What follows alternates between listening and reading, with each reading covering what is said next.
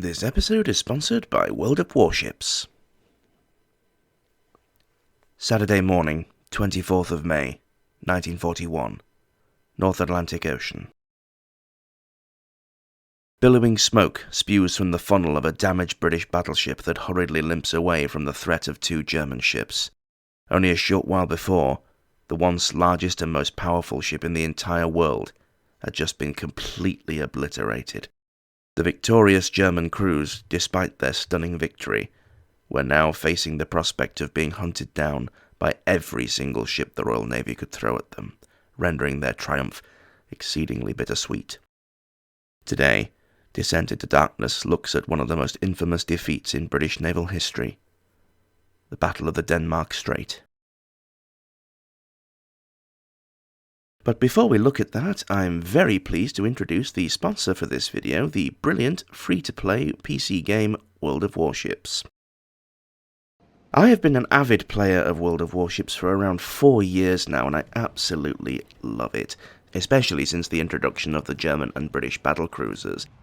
In this game, you go into battle with some of the most famous warships in history: submarines, destroyers, cruisers, battleships, and aircraft carriers. Not only that, but the team at Wargaming has even brought to life vessels that have only ever existed on paper, so that you can see what they would have been like in the flesh and pit them against others. What's better, if you sign up now using the link in the description and using the promo code BRAVO, you will get yourself some sweet sign-up bonuses: 500 doubloons, the in-game premium currency, and 1.5 million standard credits, and 7 days of premium account time, and a free ship. Their art department is the absolute GOAT, with graphics that really bring these mammoth battle wagons to life. The various highly detailed maps and dynamic weather conditions allow you an immersive experience of a naval brawl, with new updates, content, and special events coming every single month. Trust me guys, nothing quite beats that feeling of elation when your shells deliver a hard spanking to your enemy citadel. As fellow YouTuber Mighty Jingles says, that's a paddlin'. And then there's the seat of your pants drama of pulling some sick torpedo beat maneuvers around a spread of metal eels launched at you by some cheeky lollyboat. You could even go into battle commanding the Hood, the Bismarck, the Prinz Eugen, and, well, not quite the Prince of Wales yet, but 2 of her stablemates are depicted in the game, the King George V and the Duke of York. So head on over to World of Warships via the link in the description, and don't forget to enter the promo code BRAVO to get your hands on those sweet extra goodies. And may the wind be forever at your back, shipmates. And now back to our regular programming. Background. The German Navy, the Kriegsmarine, knew that with their severely limited numbers of surface vessels, they could never hope to compete with the Royal Navy in a Jutland-style engagement. At this point in time, they only had 3 heavy units, the Scharnhorst and Gneisenau, which were very fast and very well armoured, but their 11-inch main guns were nowhere as capable of damaging their British counterparts as they were in return. The third was the newly completed battleship Bismarck, a bigger and much more potent tub with larger main guns and nearly as quick a top speed as its predecessors, with a slight sacrifice in armour protection. Lower down the pecking order, there were the 2 remaining members of the heavily armed heavy cruisers of the Deutschland class, the Deutschland herself, that had been renamed Lützow, and the Admiral Scheer, and 2 of the Admiral Hipper class heavy cruisers. There had been 3 ships completed of this class up to this point, but only 3 days after commissioning, Blücher had been torpedoed and sunk during the invasion of Norway as she attempted to pass the fortress at Drabak Sound. Pwned. Lol. Then, of course, there was the slowly growing fleet of ocean-going submarines called Unterseeboote, or U-boat. But at this point in the war, the overall commander of the Kriegsmarine, Großer Admiral Erich Raeder, was much more in favour of surface vessels, despite the U-boats being far more effective in terms of tonnage sunk, especially before countermeasures were widespread, a period known to U-boat crews as die glückliche Zeit, the happy time. But when the Scharnhorst and Gneisenau had broken out into the North Atlantic, they had managed to bag a respectable 22 merchant ships before they made for Brest in occupied France. This success had made the case for the continuation of resources given to the surface fleet. This would change when Erich Raeder retired in 1943 and Karl Dönitz took over and greatly boosted resources for the U-boats at the cost of the surface fleet. But by now, the tide had begun to turn very much in favour of the convoy escorts. Therefore, the Kriegsmarine, pretty much from the outset of the war, had decided to use their resources for commerce raiding instead. This would serve to strangle Britain of much-needed supplies of both food and materials, and thus limiting their capability to wage war. If enough tonnage of shipping was sunk, then this could potentially starve Britain into submission. The Germans noticed that the British seemed to be mostly using older, obsolete units for convoy escort duties, such as the old Revenge-class ships of the First World War vintage. Whilst they did have 8 15-inch guns, like the Bismarck class, but at only 21 knots they were significantly slower. This meant that if they could be lured away, the convoy would be left vulnerable and easy pickings for other surface units or the U-boats. Conversely, if lighter units were on escort duty, such as cruisers or destroyers, a battleship could make mincemeat of them. It was a sound strategy on paper. However, getting to the Atlantic convoys was a much more difficult proposition. It was inevitable that they would have to get past the British home fleet stationed at Scapa Flow, and that, to put it mildly, was a tall order. But the Kriegsmarine were confident that a small task group stood a good chance of discreetly slipping past the home fleet due to the massive expanse of ocean that they needed to cover. As much as they would have liked to have sent both Bismarck and her sister ship Tirpitz out together, Tirpitz was not finished yet, and the pressure on Raeder to get results was high. So the decision was taken to send Bismarck and the heavy cruiser Prinz Eugen in an operation dubbed Rheinübung, or Rhine Exercise. Still a formidable force, and one that, if they were able to link up with the Scharnhorst and Gneisenau currently in occupied France, this could not only become a dangerous commerce-raiding flotilla, but also a very dangerous large battle group if they ever came up any British battleships, obsolete or not. The British High Command, all the way up to Prime Minister Winston Churchill, had expressed their deep fear of this potential scenario, and had dedicated a large portion of their resources to both convoy escort and the home fleet screen. Regular patrols by reconnaissance aircraft of the waters off Denmark and Norway were stepped up to try to spot the first signs of an attempted breakout. Opposing forces. Kriegsmarine. The heavy cruiser Prinz Eugen was commissioned on the 1st of August 1940 as the third of a proposed class of 5 vessels of the Admiral Hipper class. At full load, she displaced 18,750 long tons. She was 697 feet long and 71 feet in the beam, with a maximum draft of 24 feet. Much heavier than any of her contemporaries from other navies. This made her tough, but at the same time, was a lot of ship with virtually no overall advantage to said contemporaries. She was armed with 8 8-inch main battery guns mounted in twin turrets, 2 super-firing forward and another 2 aft, along with a secondary battery of 12 4.1-inch guns. She also had 12 21-inch torpedo tubes mounted in launchers on the main deck, 2 launchers per side. For protection, she had a 3.1-inch armour belt and an armoured deck of 1.97 inches. Her turret faces had 4.1 inches of armour plate for protection as well. Her power plant was capable of a maximum output of 132,000 shaft horsepower that drove 3 screws for a top speed of around 32 knots. The star of the Kriegsmarine was the brand new battleship Bismarck, one of 2 vessels built to the same design. Bismarck is considered by many to be quite an advanced, up-to-date vessel, but in some ways this is not quite the case. But I will leave the engineering spiel to Drachinifel's video on redesigning the Bismarck, which I shall link below. It may have had a few bells and whistles, but was still overall very much a product of previous generations, rather than a whole revolutionary vessel. Commissioned on the 24th of August 1940, Bismarck was 823.6 feet long and 118 feet wide, with a draft of 30 foot 6 inches and an overall displacement of 49,500 long tons.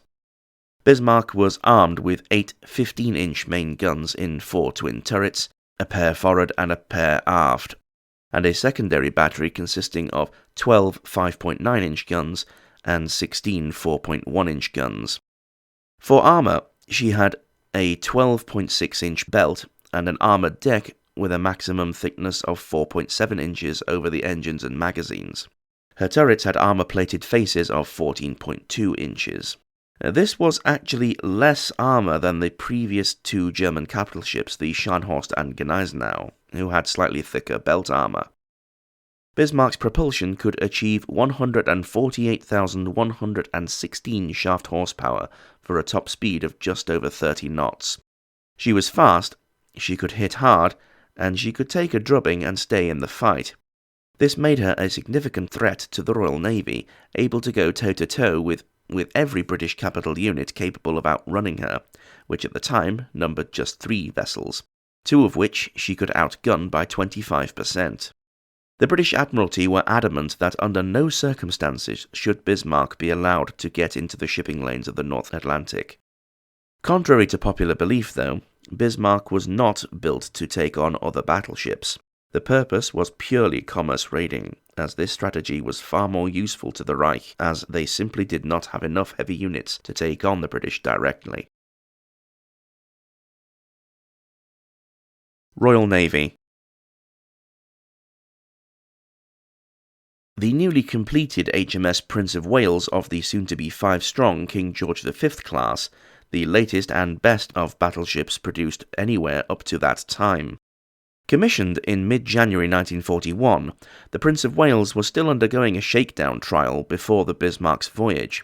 These trials had turned up some mechanical teething problems with her new design of main battery turrets and guns, which necessitated civilian workmen to still be aboard troubleshooting these problems when she set out to hunt down the Bismarck. Built at the shipyard of Camel Laird in Birkenhead, Prince of Wales was 745 feet long and 103 feet wide, with a draft of 34 feet. At full load, she displaced 43,786 tons, significantly smaller than her running mate for the battle, but more advanced technology and building techniques had meant that a much better vessel could be squeezed into a much smaller package. She was armed with 10 14-inch guns in a unique layout of a quadruple turret with a twin super-firing over it, and another lone quad turret aft. Although these guns were smaller caliber than other guns at the time, this was a compromise due to the various naval treaties of the interwar years that restricted all aspects of warship sizes. Going with a slightly smaller gun and the unusual layout gave much greater freedom elsewhere for protection and engine spaces. These 14-inch guns had a greater muzzle velocity than the older 15-inch guns, which on paper increased their range and potential armor penetration capabilities to roughly equivalent of the 15-inch. Plus, having more of them gave a slight edge for overwhelming fire. Her fire directing and range-finding capabilities were more advanced than previous vessels also. She had a secondary battery of 10 5.25-inch dual-purpose guns arranged in twin turrets along both sides of the superstructure. Her armor layout made her the best protected of any class of warships of the entire Second World War, with her main belt of 14.7 inches, which was inclined to provide even more nominal thickness. She had a lower belt of 5.4 inches to protect from the theoretical threat of diving shells. Her deck armour ranged between 4.88 inches and 5.88 inches, and her turrets had 12.75 inches of armour also. The so-called pride of the Royal Navy was the battlecruiser HMS Hood, nicknamed the Mighty Hood. Originally designed during the First World War, the harsh lessons of the Battle of Jutland, in which 3 battlecruisers had been completely obliterated in the blink of an eye. These lessons had led to several design iterations, both on the drawing board and whilst construction was actually underway, and was conceived as a planned class of ships known as the Admiral class. In the end, only Hood would ever be built. This form would be more like a fast battleship, like the idea behind the later Iowa class of the US Navy, more than a traditional British battlecruiser, which tended to sacrifice armour protection for more speed. This concept was only supposed to be thrown against lesser units, such as cruisers, which they could bully and batter without taking hardly any damage in return. This had been proven at the Battle of the Falkland Islands, in which Admiral von Spee's cruiser squadron had been completely wiped out by HMS Invincible and Inflexible. Hood was to be a massive battle wagon, the largest and most powerful ship ever to put to sea to that point, and would retain this for quite some time. Built by John Brown & Co. of Clydebank, she was a staggering 860 feet long, 104 feet wide, and a draft of 32 feet. This gave her a maximum displacement at full load of 47,430 tons. Her engines could produce 144,000 shaft horsepower for a top speed of 32 knots. She was armed with 8 15-inch guns of First World War design, but they were still very capable weapons, laid in 2 twin superfiring turrets, fore and another 2 aft. She was originally built with a secondary battery of 12 5.5-inch guns, but by the time of the battle these had been replaced with 7 twin 4-inch dual-purpose mounts. She also carried 4 single 21-inch torpedo tubes, which had fallen out of favour by the time of the battle, but could still prove useful. For protection, Hood had a maximum belt thickness of 12 inches and an upper strake of 6 inches. Her deck armour had a maximum thickness of 3 inches over the vital spaces, and her turrets had faces of 15 inches. However, these were only the on-paper stats. The reality of the situation was that by the time of our battle today, Hood was quite badly worn out and desperately in need of a major overhaul and possibly being even partially rebuilt. She had spent the interwar years sailing all around the world, flying the flag at various ports in the Empire, which kept her away from any port that could potentially do the upgrade and conversion. During the controversial attack on the French fleet at Mers el-Kebir on the 3rd of July 1940, Hood had attempted to pursue the fleeing French battlecruiser Strasbourg, but she had stripped a turbine and was unable to continue the chase.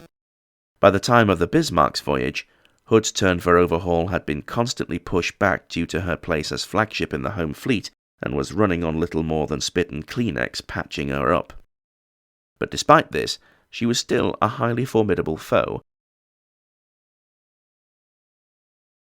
Prelude to battle. The carrying out of Operation Rheinübung had been entrusted to the hands of 52-year-old Admiral Johann Gunther Lütjens, a veteran of the First World War, who had further distinguished himself during the 1940 invasion of Norway in command of destroyers. Bismarck and Prinz Eugen had struck out from Gotenhaven, modern-day Gdynia, on the 19th of May 1941, bound for Norway before heading out toward the North Sea, when she was spotted by the Swedish cruiser Gotland as she travelled through the Strait of the Kattegat that runs between Denmark and Sweden, and the news was fed back to London via the British naval attaché in Stockholm. They docked at Bergen in Norway, where Prinz Eugen took on more fuel for the voyage. Norwegian spies noted the presence of the 2 ships. As the refuelling was happening, a British Spitfire flying a recon mission spotted the 2 ships and snapped a clear photo of the Bismarck. This convinced the Admiralty that she was indeed preparing for a breakout into the North Atlantic. Word was passed to the home fleet at Scapa Flow to prepare. The British sent out 2 different heavy task groups to hunt down the Bismarck. The 4 possible routes were covered by a screen of light and heavy cruisers and destroyers. The heavier units that overall Commander Admiral John Tovey, a veteran of the Battle of Jutland of 1916, were the battleships Prince of Wales, paired with the battlecruiser Hood, and the battleship King George V, paired with the aircraft carrier Victorious. Then, on the evening of the 23rd of May, word came in from the heavy cruiser HMS Norfolk that along with her running mate HMS Suffolk, they had picked up 2 German units on heavy radar, heading for the Denmark Strait, and were now shadowing their movements. At one point the 2 cruisers had strayed just a little too close and the Bismarck had fired on her, but scored no hits. However, In doing so, she had exposed a severe weakness in her design. The sheer shock of the main gun's firing had damaged the Bismarck's forward radar array, the wiring to which was unarmoured. This severely limited her capabilities to spot incoming vessels from the front, and meant that she had to fall back on the older technology of visual range finding to determine targets. Therefore, Admiral Lutyens ordered the Prinz Eugen to switch places and lead the formation instead, where her intact radar set could do the job. However, this change of order was not known to the British. Tovey sent out word to Vice Admiral Lancelot Holland aboard HMS Hood. An intercept course was plotted and sent on to Captain John Leach aboard Prince of Wales. The two vessels increased speed and brought their crews to action stations. Norfolk and Suffolk stayed trailing the enemy ships, sending regular updates on speed and course. Hood and Prince of Wales expected to meet the German vessels a little after first light the next morning. At 05:35, the British vessels caught first sight of the Germans approximately 15 nautical miles away. Vice Admiral Holland decided against waiting for reinforcements from King George V and Victorious, and instead, given the overall on-paper advantage, intended to give battle. The British had slightly miscalculated their converging course, and now risked having the Germans passing across their course and being able to bring all of their guns to bear, while the British would be only reduced to the forward turrets, a tactic known as crossing the T. 3 minutes later, Vice Admiral Holland orders a course change of 40 degrees to starboard to sharpen the angle of intercept and to make themselves a smaller target. The leading turrets on both vessels had begun to swing out as a firing solution was calculated. Meanwhile, overhead, a short Sunderland plane flying a recon mission circles around the battle area to observe and, if need be, assist with spotting. The Battle of the Denmark Strait was on. The Battle of the Denmark Strait. 05:52. Hood opens fire at an estimated range of 26,500 yards, or 15 miles, which really illustrates just how powerful naval guns really are. However, Holland was not aware that Bismarck had switched places with Prinz Eugen, had inadvertently fired on the heavy cruiser instead. Prince of Wales dutifully directed its aim toward the trailing vessel. However, disaster strikes aboard Prince of Wales as one of their guns in the leading quadruple turret goes down, requiring the still aboard civilian engineers to race for the gunhouse to try to solve the problem. All the while, the other three guns are continuing to fire, with orders shouting all about them. At 05:53, Bismarck increased her speed to 30 knots to close the gap slightly between her and Prinz Eugen. The main battery guns are already trained to port and ready to fire, but no order comes. Even when prompted by the fire control commander, Adalbert Schneider, no answer is forthcoming. Instead, Admiral Lutyens stares silently and impassively at the British ships through his binoculars. After a few seconds, he orders his aft gunnery rangefinders to keep an eye on the two British cruisers following behind and to alert him if they come into shooting range. Meanwhile, the second salvo from both ships lands even closer to their respective targets, causing some uneasy looks around the bridges of both German vessels. Prinz Eugen will not fire before Bismarck, as the overall commander is aboard. All they can do is wait and hope that firing will commence soon. At 05:54, Vice Admiral Holland orders another course change of 20 degrees to port to unmask the rear turrets of both his ships, and thus giving a main gun advantage of 9, accounting for the failed gun aboard the Prince of Wales. This number, of course, discounts the guns of the Prinz Eugen, as her 8-inch guns have 0 chances of penetrating the thickest armour sections of either ship. As the turn commences, both vessels fire their third salvos, with shots falling ever closer to their targets. At 05:55, the fourth salvo from both ships lands dangerously close to Bismarck, huge columns of water rising either side and crashing down on the deck. Again, Gunnery Officer Schneider asks for permission to fire, but is ignored. It is at this point that Kapitän Ernst Lindemann, annoyed at his superior's lack of action, finally lost his patience and allegedly shouted, "Ich lasse mir nicht mein Schiff unter meinen Arsch wegschießen. Feuer eröffnen!" Or, "I will not let them shoot the ship out from under my arse. Open fire!" Bismarck signals Prinz Eugen to fire. Both vessels fire at roughly the same time. both aiming directly at the hood. Very cleverly, the forward turrets are fired a little apart from the aft ones, allowing for two different sets of fall-of-shot observations to be made and corrections passed on. No hits are scored, but Prince Eugen's rear salvo straddles the hood.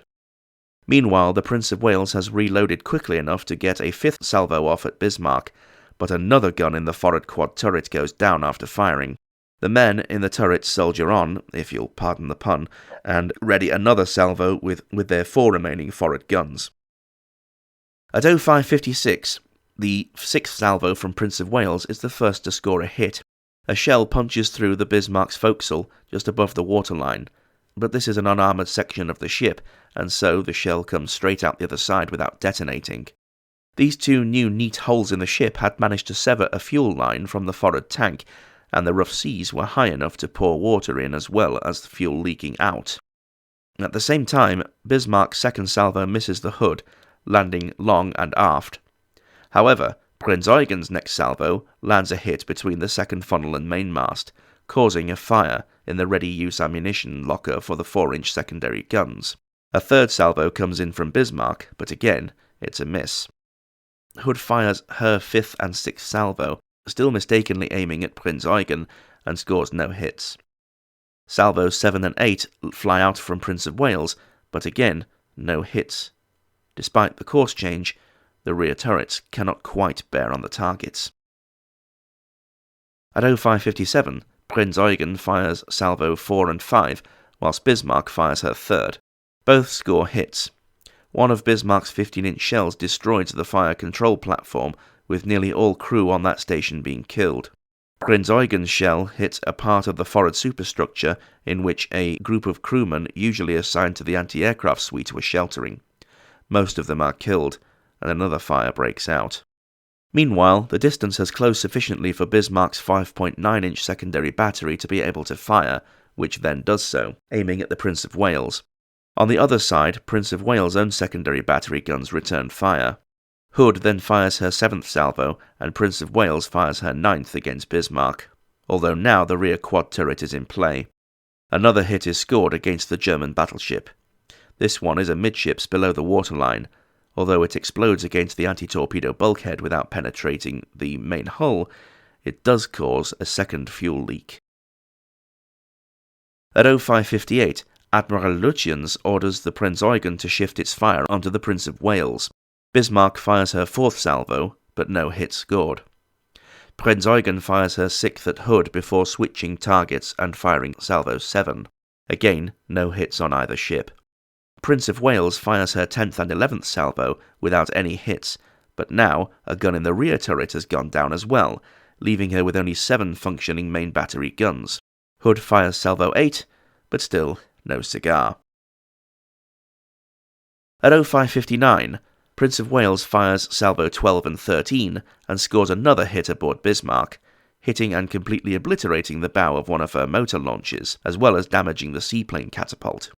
Prince Eugen fires her 8th and 9th against Prince of Wales, but misses.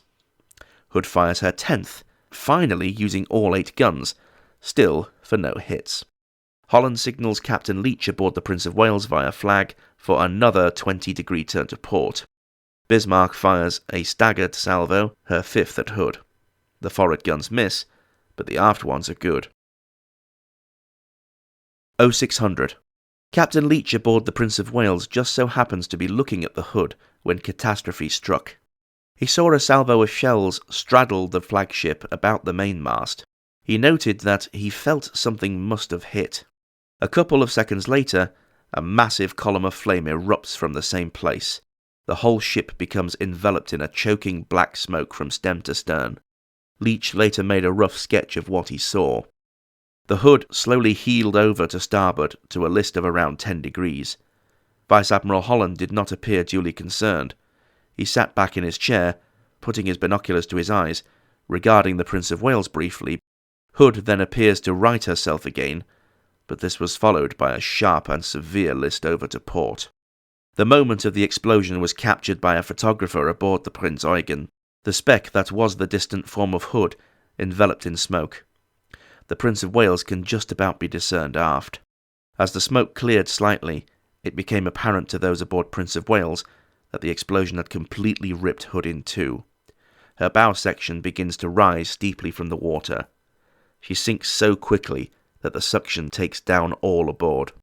The stern section sank first, no doubt due to the momentum of the ship. The port-heeling bow section rose to a nearly 45-degree angle before slipping slowly beneath the waves as she began her fatal final plunge. Her forward guns fired wildly in one last act of defiance. When it was all over, all that was left of the once most powerful and largest battleship in the world was scattered debris and a film of burning fuel oil. Everything happened so fast that 2 more salvos of shells from Bismarck land all about, whilst Hood is clearly done for. Aboard both German vessels there was a mixed reaction, some happy and cheering, others with tears streaming down their faces out of empathy and respect for their fellow sailors. But still, there was a battle to be fought, and so 2 more salvos from Prinz Eugen are now fired at Prince of Wales, but score no hits. In return, the remaining British battleship fired 3 more salvos at Bismarck for no hits. At 0601, Hood is almost completely gone, but Prince of Wales must take evasive manoeuvres to avoid striking what is left. Turning to starboard, she skirts around the remnants of Hood and the debris field that she left behind. The civilian engineers working in the forward turret had managed to bring one of the downed guns back online. Bismarck now switches her aim to the remaining British battleship, and Captain Brinkmann aboard Prinz Eugen orders the torpedo launchers to be readied. Both German ships fire ranging shots at Prince of Wales to make their final corrections, with Bismarck firing once and Prinz Eugen twice. Meanwhile, the Sunderland aircraft that had been observing the battle the entire time was forced to break off due to both ships' anti-aircraft batteries opening up with a heavy barrage. Salvos 17 and 18 go out from Prince of Wales, but due to having to change course quite severely to avoid the remnants of Hood, the shells fall short. At 0602, things go from bad to worse from Prince of Wales. Now, with both enemies engaging with their primary and secondary batteries, hits start to pile up. The first hit on her was a nasty one. A 15-inch shell from Bismarck, Salvo 8, strikes the bridge, nearly wiping out all command staff, despite not detonating. Captain Leach is among the survivors, but due to their dazed state, the lack of communication from the bridge causes the ship to cease fire for a short time until someone recovers sufficiently to re-establish contact with the guns. Prinz Eugen's 14th salvo is a miss. Meanwhile, many miles aft, HMS Norfolk has gotten into range and fires 3 salvos, but all miss. 0603. Prince of Wales alters course again.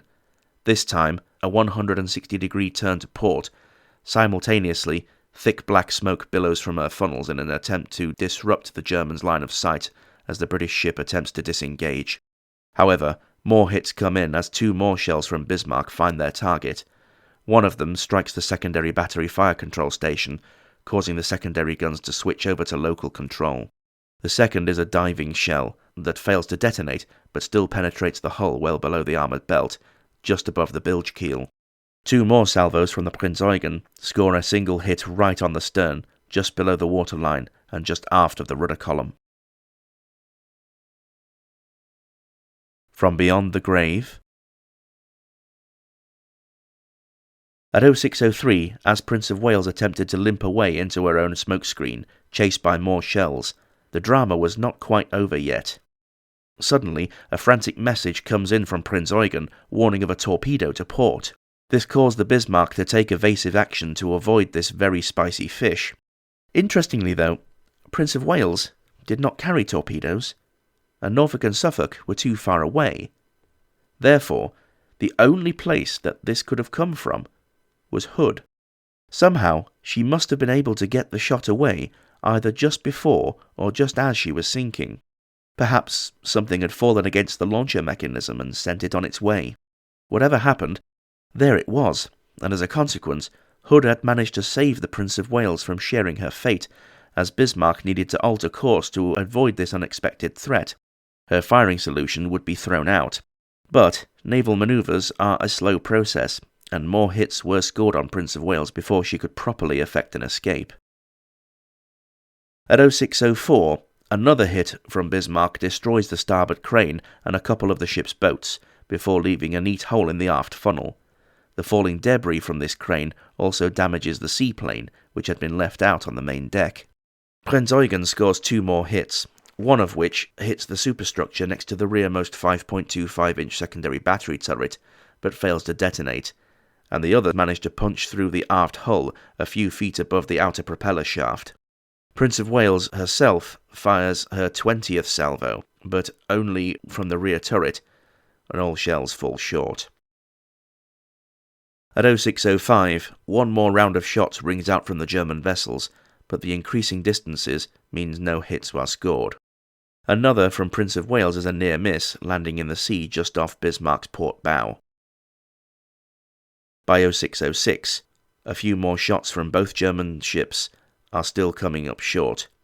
Admiral Lutyens orders a ceasefire, but Captain Lindemann smells blood and wants to pursue and argues with his superior.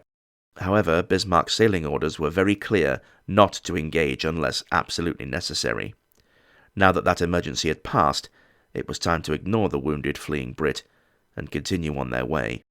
The entire battle from the opening shot to the very last had taken only 15 minutes. Of the 1,418 men aboard Hood, only 3 survived: Bob Tilburn, Bill Dundas, and Ted Briggs. They had been sucked under by the waves and the sheer mass of the Hood sinking so rapidly, but just as all seemed lost and their struggles beginning to wane, these 3 men were saved by an almost miraculous stroke of luck in the form of a huge rising air bubble that quickly forced them back to the surface.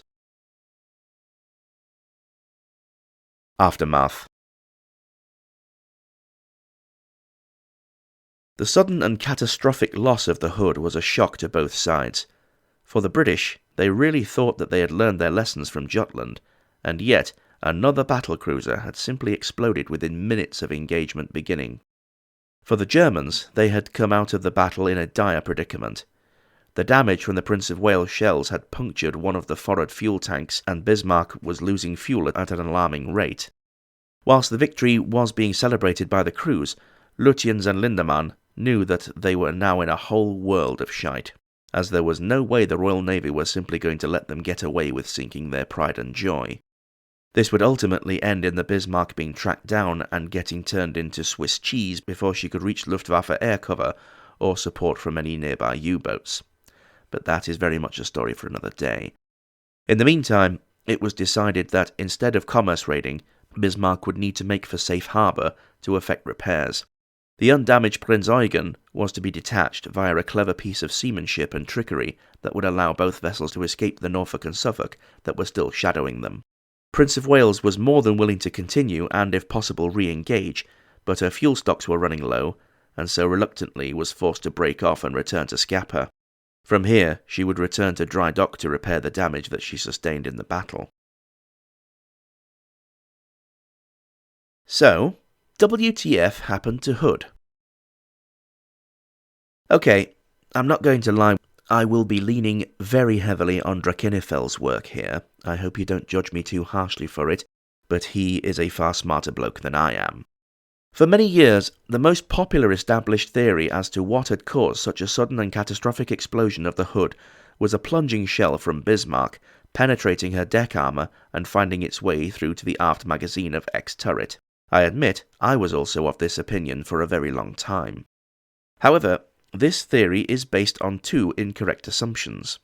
The first being that Hood had very little in the way of deck armour. This is no doubt due to previous iterations of the battlecruiser concept being so. However, Hood in her final form was a complete departure from what had gone before. Yes, 3 battlecruisers had been lost in similar circumstances at Jutland, but 2 of those were of the first generation, and by comparison, the newest British battlecruiser on that day, HMS Tiger, my personal favourite ship, had taken a staggering 21 hits from various caliber weapons and had just kept chugging on like it ain't no thing. Yes, her gunnery was so poor that she couldn't hit a cow's arse with a banjo, but she's still a beauty.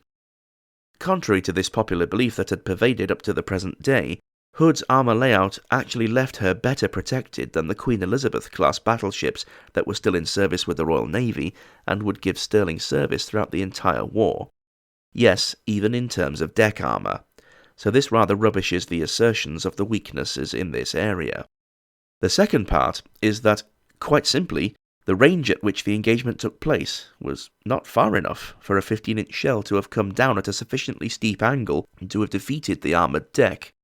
Lessons from Jutland as far as poor handling practices for shells and powder and wedging open blast doors had been learned and was strictly enforced, so that's another blow for the idea of Hood being inferior also. Whilst there was indeed a fire blazing in the 4-inch ammunition lockers, this was slowly being brought under control and was nearly out by the time the explosion occurred, so this can be discounted also. And this is what brings us to Drach's conclusion that I cannot find fault with. He showed via a photograph that due to the hydrodynamics of Hood's hull, that when travelling at the higher end of her speed capabilities, Hood produced a long bow wave that rose and flowed along the side of her ship for quite a distance, but, and this is a big but, the crest of the bow produced a trough that preceded it, which was just enough to expose a small part of the hull just below the armour belt. We know from survivor testimony and from examination of the wreck that Hood had begun her 20-degree turn to port to unmask the 2 rear turrets. It is therefore at least plausible that through perhaps one of the luckiest shots in all history, Bismarck just so happened to land a shell in this spot, which was able to bypass all of the other armour protection and penetrate X-turret magazine. And then, well, you've seen the drawings. Over 100 tons of propellant, burning relatively slowly, but when the pressure of expanding gases got too much, if I may borrow a popular sea shanty lyric, way hey and up she rises early in the morning. Of course, there will always be other opinions on just how she exploded, and that's fine. I welcome the debate in the comments, but regardless of exactly how it happened, let us not forget that it still took the lives of 1,415 sailors with her. I do not even want to think about what those poor guys had to go through in that instant. Legacy. Unlike every other vessel that participated in the Battle of the Denmark Strait, the Prinz Eugen can still be seen to this day. Following victory in Europe, the Prinz Eugen was given over to the US Navy as a war prize. They decided to use her as part of the 2 atomic bomb tests of Operation Crossroads, codenamed Able and Baker, at Bikini Atoll in the Marshall Islands of the Pacific, between the 1st to the 25th of July 1946. The first bomb, Able, was an airburst weapon, and Baker was an underwater explosion. Prinz Eugen survived both tests with very little damage. German engineering, everyone. However, with her now being heavily irradiated, she could not be boarded for any significant length of time, so she was towed to nearby Kwajalein Atoll, where she was just left to nature. Eventually, small leaks that had not been plugged caused her to capsize in very shallow water, where she has remained ever since, defiantly sticking her bum in the air. She can be visited, and there are a few videos on YouTube that exist of people diving around her. Thankfully, water is actually a brilliant shield to radiation, so the risk to them is minimal. The wreck of HMS Hood was discovered in July of 2001 in 9,842 feet of water. She is in 3 pieces, which shows just how devastating the explosion was. Her bow and stern sections lay on their side, whilst her midsection is upside down, with 2 larger sections of the ship having completely disintegrated, the biggest part being the section where the magazine explosion occurred, as you could well understand.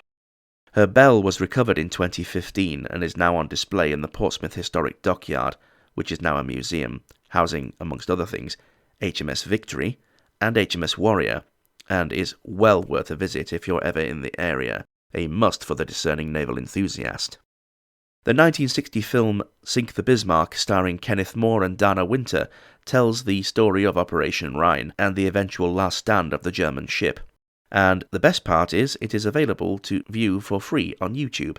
Link in the description. The Battle of the Denmark Strait marked a low point in the war for British morale. The news of Hood's loss was met with stunned shock and horror from the public, leading to Prime Minister Winston Churchill to issue curt instructions to the Admiralty to do whatever it took to avenge her. The battle remains one of the worst ever naval defeats in British history, But things would get worse when battle survivor Prince of Wales and the battlecruiser Repulse were lost to Japanese air attacks. The loss of HMS Hood would appear to have been a lucky shot. Play the battle out 1,000 more times, and you can almost guarantee the results would be startlingly different. But a series of unfortunate events conspired to land a fatal shot in exactly the wrong spot, and as a result, 1,415 men would lose their lives in the space of 2 to 5 minutes. And I sincerely hope that despite their sudden end, their souls rest in everlasting peace.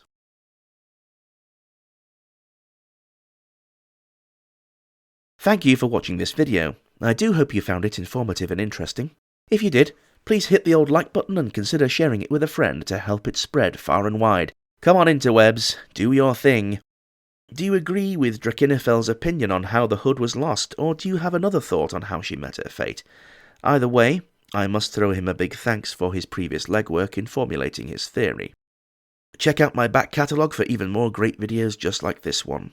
And a huge thank you to World of Warships for sponsoring today's video. I genuinely couldn't have asked for a more appropriate sponsor for today's video, and I would welcome them back with open arms for a future project.